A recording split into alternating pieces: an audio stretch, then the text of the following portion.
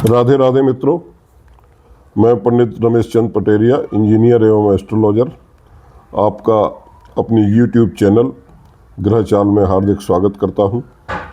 मित्रों, हमने आपको शादी विवाह से संबंधित कई वीडियो पूर्व में प्रसारित किए हैं।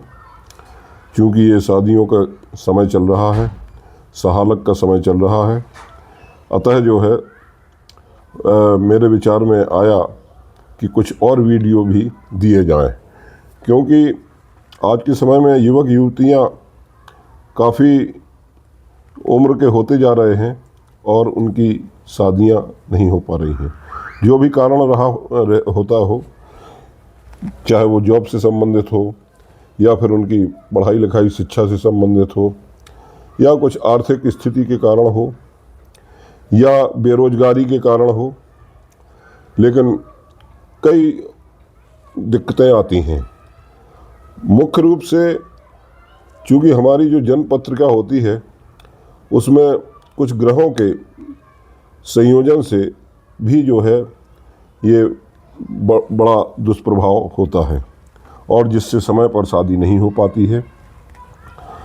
माता पिता वृद्ध हो जाते हैं और बच्चे बड़े बड़े हो जाते हैं, 30-30, 35-35 वर्ष के हो जाते हैं। माता पिता कहीं पड़े हुए हैं और बच्चे कहीं जॉब कर रहे हैं। उनको कुछ दुख तकलीफ़ होती है तो वो कहाँ जाएंगे, किसके सहारे होंगे। इसलिए समय से विवाह कर लेना या विवाह हो जाना सबसे उत्तम रहता है। पहले प्राचीन समय की बात अलग थी, तब संयुक्त परिवार हुआ करते थे और उसमें 4-4, 5-5 भाई हुआ करते थे। 1-2 भाइयों की शादियां हो जाती थीं तो माता पिता को आसरा मिल जाता था। किंतु अब चूंकि छोटा परिवार है, किसी के एक ही पुत्र है, ज़्यादातर ऐसी ही स्थिति निर्मित हो रही है और वो पुत्र भी जॉब करने पता लगा कि अपने घर से 1000-1200 किलोमीटर दूर है। अब अगर कोई कठिनाई आती है तो उनकी समस्या कैसे हल होगी।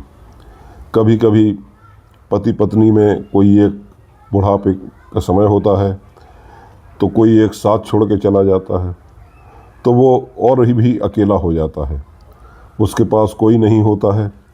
अब उसको घर में अकेले रहना पड़ता है। कभी उसको कोई दुख तकलीफ़ हो तो वो उस समय बड़ी विषम स्थिति हो जाती है। तो मित्रों, मेरी युवक युवतियों से भी विनम्र अनुरोध है कि अगर उनकी शादी में विलम्ब हो रहा है, उनका जॉब लग गया है तो आगे उसमें अपनी बढ़ोतरी करते रहें, किंतु शादी को न टालें। तो मित्रों, हम आपको कुछ ऐसे भी कारण होते हैं, क्योंकि ग्रह आपकी कुंडली में ऐसे बैठे होते हैं जो जानबूझ करके आपके मन को भटकाव कर देते हैं। आपको पता नहीं चलता है क्योंकि आप उनके बारे में नहीं जानते हैं। आपके अंदर भ्रम की स्थिति आ जाती है।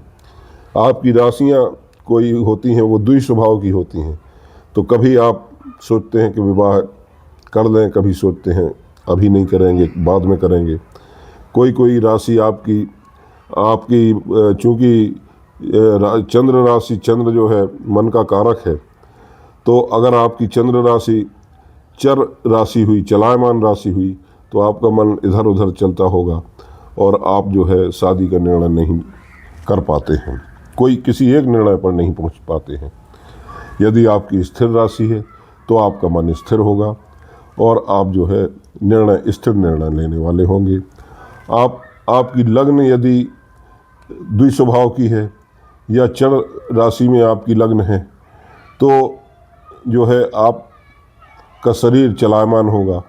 यदि आपका लग्न स्थिर राशि में है तो शरीर आपका स्थिर होगा और आपकी चंद्र राशि यदि चर राशि में है तो आपका मन चलायमान होगा।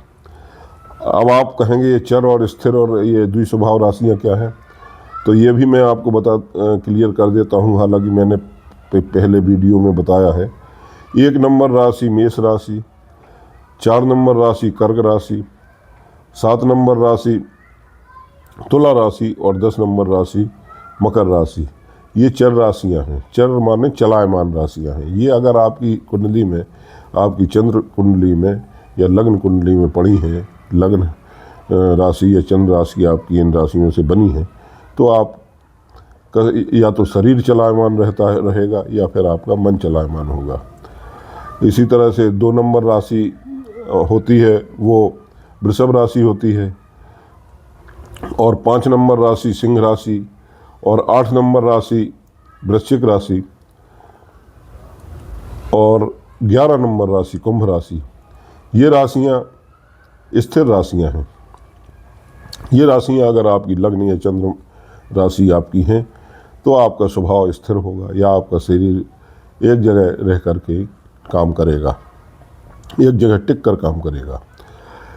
इसके अलावा द्विस्वभाव राशियों की बात की जाए तो 3 नंबर राशि मिथुन राशि, इसके अलावा 7 नंबर राशि तुला राशि, नहीं 3 नंबर राशि, और आपकी 6 नंबर राशि, यानी 3 नंबर मिथुन राशि और 6 नंबर राशि कन्या राशि, और आपकी 9 नंबर राशि धनु राशि, और आपकी 12 नंबर राशि जो होगी वो मीन राशि होगी। तो ये राशियां अगर आपकी लग्न या चंद्र कुंडली में हैं तो आपका स्वभाव जो है द्विस्वभाव होगा, या आपका शरीर 2 तरह से एक्ट करेगा। वो कभी इधर स्थिर नहीं होगा, मतलब कभी इधर दौड़ेगा कभी उधर दौड़ेगा, मन भी कभी इधर दौड़ेगा कभी उधर दौड़ेगा। तो ये समझने की बात है। तो इस तरह से ये भी देखना जरूरी होता है कुंडली में। इसी तरह ग्रहों की स्थिति भी देखना जरूरी होती है।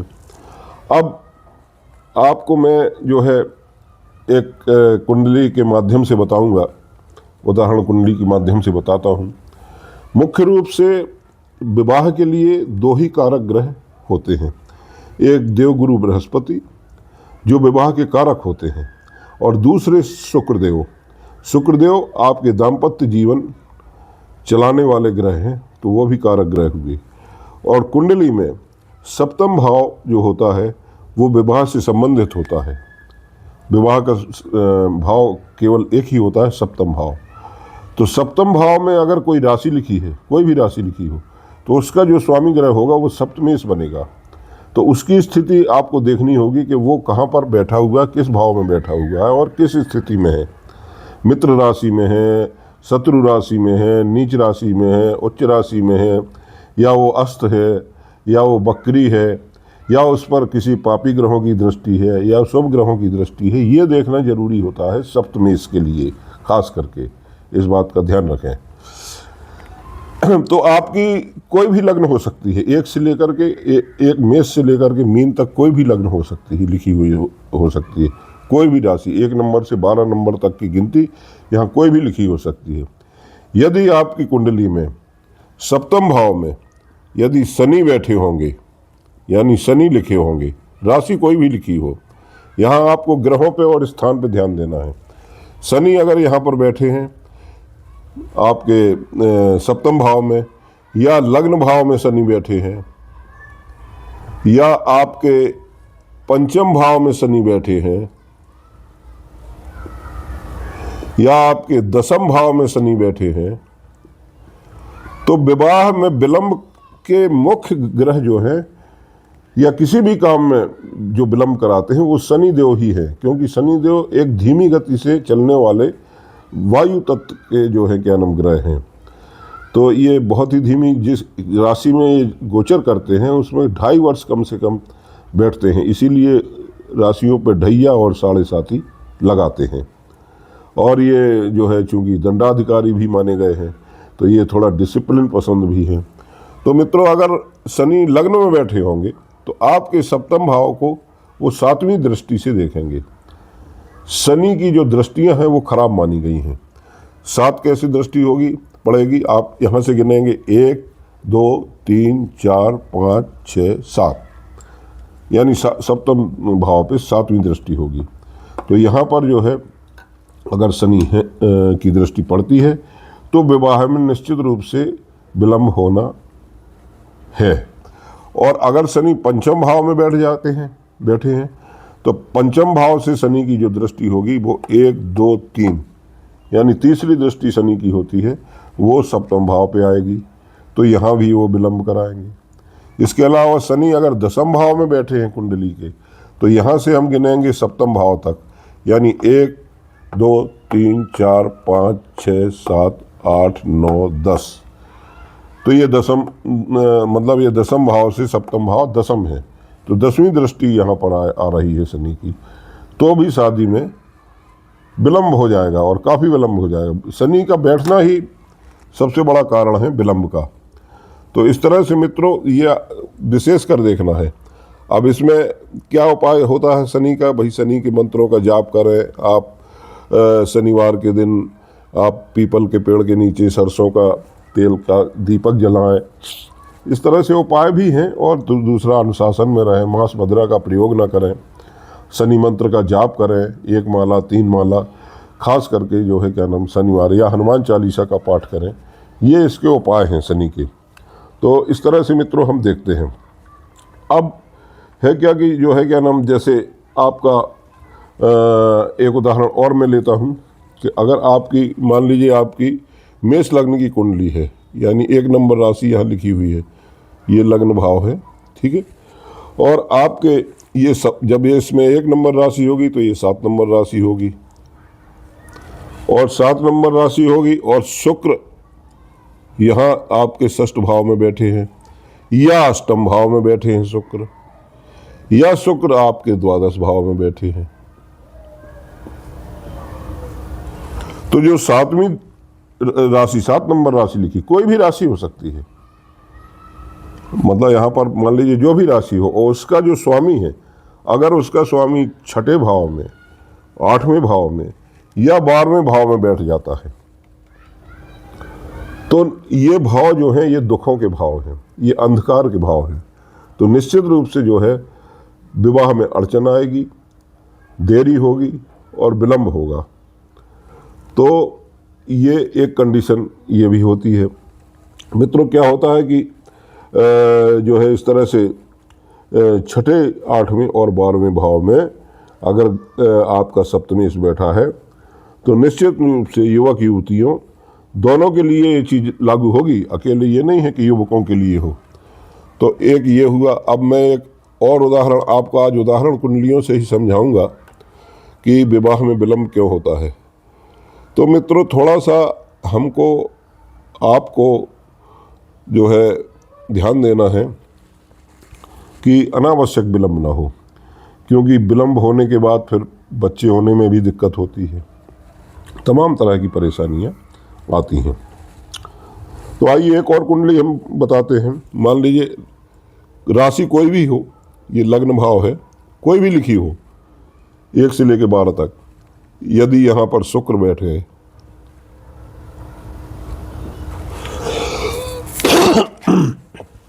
और सप्तम भाव में शनि बैठे हों, मंगल बैठे हों,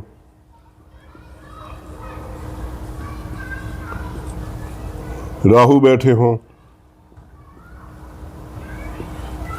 इवन सूर्य भी बैठे हों,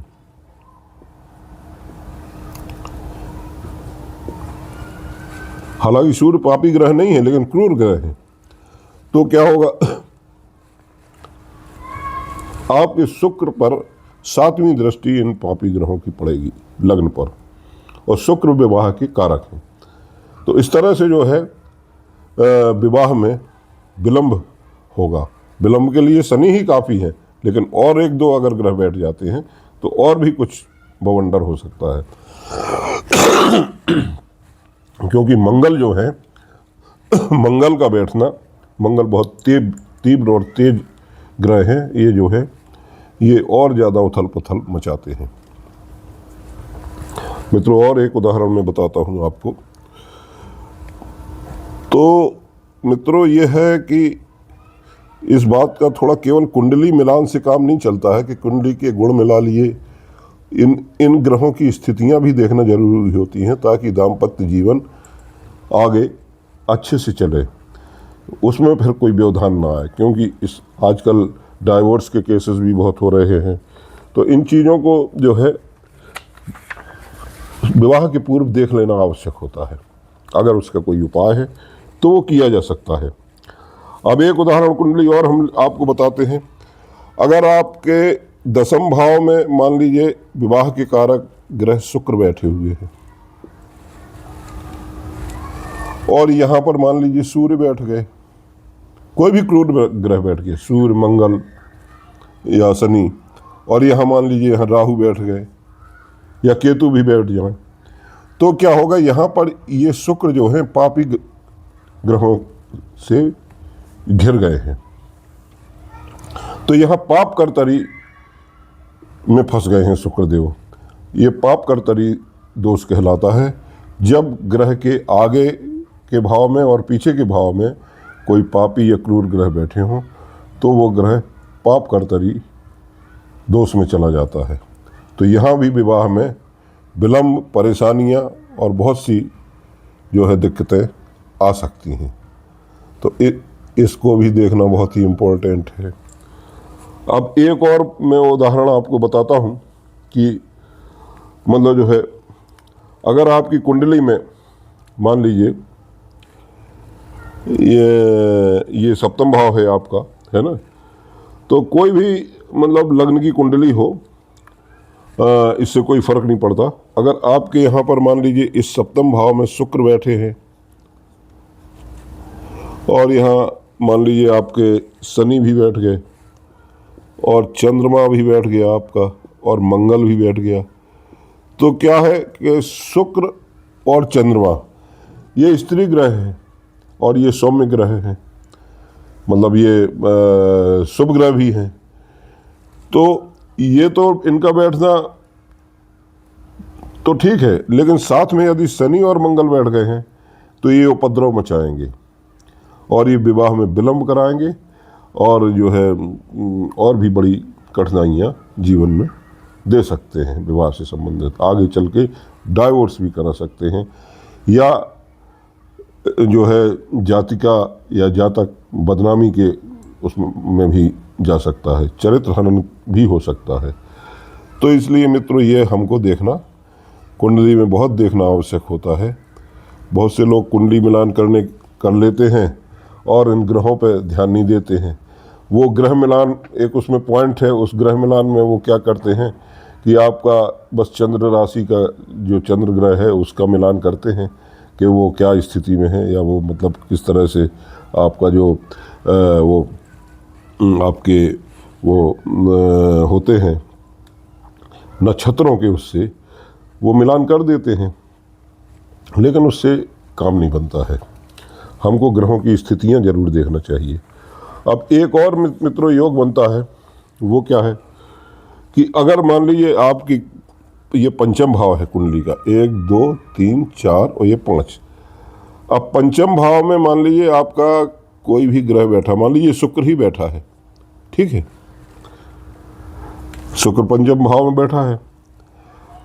तो पंचम भाव क्या है, पंचम भाव आपकी शिक्षा का है, संतान का है, और ये तंत्र मंत्र का भी है, गूढ़ मंत्र सिद्धि का भी है, इसके अलावा जुआ का भी है, लॉटरी का भी है, शेयर बाजार का भी है, स्टॉक एक्सचेंज का भी है। तो ये जो पंचम भाव है, ये पंचम भाव अनिश्चितता का भाव है और ये लव मैरिज से भी संबंधित है। अब किसी को किसी से प्यार है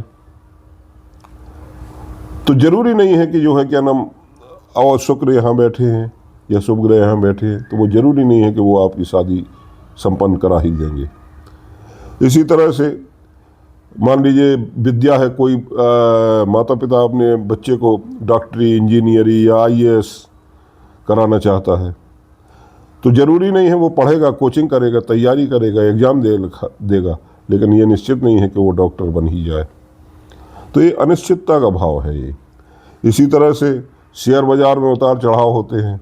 अब आप शेयर मार्केट में पैसे लगाते हैं तो हो सकता है कि आपके पैसे डूब जाए, तो ये अनिश्चितता का भाव है। यदि लॉटरी का टिकट खरीदता है, ये भाव आपका अच्छा है, अच्छे ग्रह बैठे हुए शुभ ग्रह, आप सोचते हैं कि मेरी लॉटरी खुल जाएगी, तो कोई आवश्यक नहीं है कि आपका लॉटरी में नंबर खुल जाए। इसी तरह से जो है क्या नाम मंत्र सिद्धि है। आप किसी देव की या देवी की मंत्र सिद्धि प्राप्त करना चाहते हैं तो आप साधना करेंगे, मंत्रों का जाप करेंगे, तो जरूरी नहीं है कि आपको उसकी सिद्धि मिल ही जाए। तो एक ये यहाँ पंचम भाव पर भी विचार किया जाता है कि ये कहीं आपको दिक्कत तो नहीं दे रहा। तो मित्रों, आज के इस वीडियो में इतना ही, और आप हमारे वीडियो को सब्सक्राइब करिए, शेयर करिए, और कुंडली आप विश्लेषण के लिए मुझे मेरे व्हाट्सएप नंबर पर आप सूचना दे सकते हैं। आज के लिए इतना ही। जय श्री राम, नमस्कार।